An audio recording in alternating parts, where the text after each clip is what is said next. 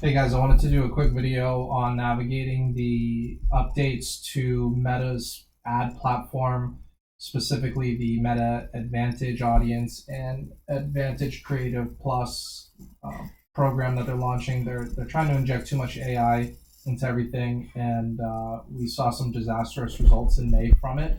And so it's important for everybody to kind of know what to look out for. We had a nice internal call today to discuss it, and so I'm just going to do this video, put it out on. It's going to cover two topics: one, navigating how to boost the post, and two, how to target audiences. There's a lot of discussion. We posted the case study of the St. Albans, West Virginia location. Car count tripled almost literally overnight, and a lot of it had to do with the types of ads that we're running. So the Hanover location is 6 years old, turning 7 years old. It's by all accounts a mature store. When I told our manager we were going to do this $37 oil change special, he had reservations, and for good reason. When you run ads in markets that are mature, you do run the risk of your everyday customers' intervals either getting pushed up because they're doing an oil change to get the cheap oil change, and then you're going to feel it on the back end, or you're just losing money on people who would be willing to pay full price anyway. That's not what we're trying to achieve here in a mature store, a store that's already doing 30, 40 cars a day. We're going to try to get new customers, and this is how we do it. So we're going to go ahead. We've already boosted the post, but the first thing we always do is we make the post visible on the page, and we do that by posting it as a post, not as a reel, not as an ad. We're doing it as a post that we're going to boost. We'll go ahead and hit boost again. I'll talk a little bit about the creative at the end, just because it's kind of secondary to this video, but this month's video has some engagement bait that we don't typically deal with, but I will talk about it later. All right, so the very first box when you hit boost to post says, what is the goal? I typically always leave it as automatic. But if I were to select something other than automatic, it would be get more messages. Other than that, we don't want to deal with people who stare at their screen. We don't want people that click. We want people that are either going to send us a message so that we can convert on them one-on-one. We've recently hired a internal person at the office in Hanover to respond to people on a human level. I tried a virtual assistant. I really recommend every franchisee respond to every single customer until you can either hire someone to do it. I would avoid the virtual assistant route. It just did not work out the way that I hoped it would. Having the full-time person has been a huge win for us. So Facebook collects all this data. They know, we're going to get into geofencing in a second, they know your user behavior, they know my user behavior, they know who's more likely to message a Facebook page, who's more likely to share a page, who's more likely to just watch a video to the end. And that's where your goal comes into hand, because they're going to guide it based on that. Now, keeping it automatic makes it easy. The Advantage Plus Creative, we got to get rid of it. We got to get rid of it. It's got to go. It's a disaster. The Advantage Creative puts it in places where people are not looking for it. Facebook Marketplace, WhatsApp, the sidebar. It's just not a good place to have it. We don't want it. Unclick that every time. You can do your automatic messaging. To be honest with you, I don't want a greeting. I want my employee at the office to respond to everyone on a one-on-one level. The conversion rate is incredibly high when you respond on a one-on-one level. It's not a special ad, so you don't have to check that off. Now, when you get down here, if this is an option, you're going to select people in your local area. It's going to tie it to your address that is in the About You page. If that, for whatever reason, is not there, and some Facebook pages don't have it for whatever reason, you're going to do people who you choose through targeting. Now, this is where it's incredibly important. We've got to click this little pen, and we've got to edit it. And we're going to go ahead and go in here, and we're going to start dropping pins.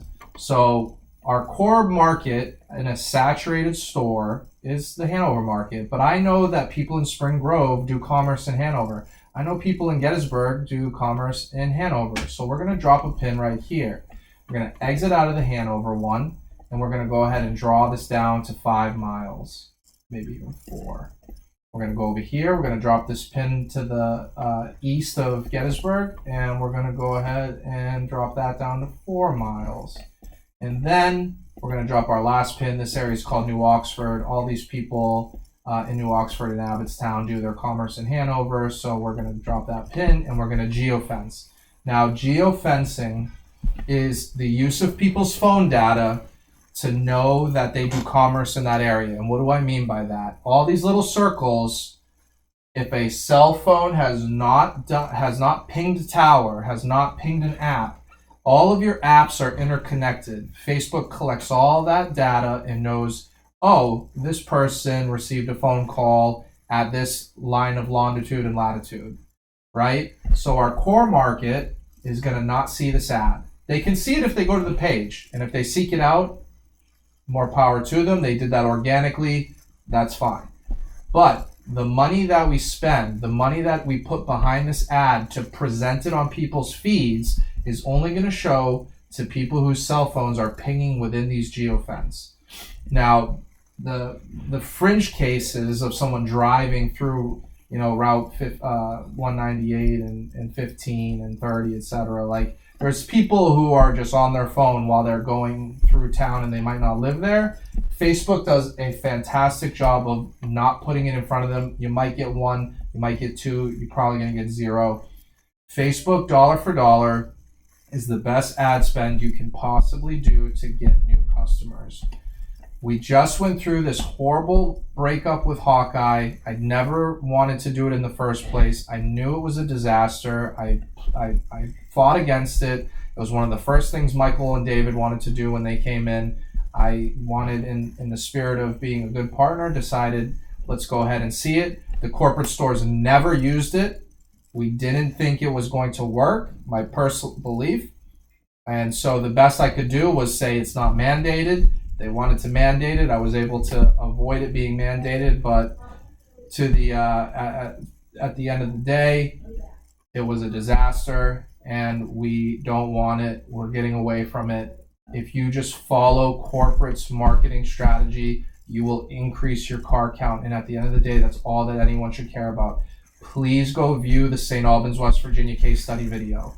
If you want any evidence of everything that I just did, please watch that video. Save your audience. You're going to go down, make it for the month, make it for the week. I put $1,000 minimum on every ad. It's across all stores. Every store is $1,000. This month we picked 2 stores to put $4,000 behind their ad spend to see if it moved the needle even more. We'll see if it does. If it doesn't, it doesn't. If it does, it does. It's perfect. We'll see. We'll relay that information on you guys. You'll go ahead and submit it. It's right underneath the video here, and the ad will go live. It takes some time to penetrate into people's feeds, but when it does, you'll start seeing results. All you have to do is stay on top of it. You have to reply to every single person. You have to reply to every single comment. You have to like every single comment. You have to invite every single person to like the page. The work is not done just by putting the ad out there. Last thing I want to talk about with this video is the actual creative itself. This was a little bit of an engagement bait. I was hesitant to do it. We're watching it very closely internally. We have not seen a ton of bad feedback. Maybe 4 people total have complained about it. And those types of people, it's almost acting like a filtering process. That's someone who's going to give your employees a headache anyway. So it's kind of working itself out. I'm very happy with the ad, the engagement so far. We will do a video at the end of next month comparing June to July because of the ad spend and the creative. We'll see if the engagement had a effect on a lower cost per click, and we'll get into that. But at the end of the day, this is a 4th of July style ad that we wanted to do, and it really wasn't that big of a deal in my opinion. And we'll see if it gets overwhelming in the next couple weeks. Today's only day 2. We may decide to take it down, but honestly, the overwhelming replies have been positive, and people think it's funny. I think we have a moment in time right now where people are sick of everything being more expensive. I think they're sick of fake corporate virtue signaling, and I think this level of honesty actually resonates with some people. So we'll see how it goes. Thanks, everybody.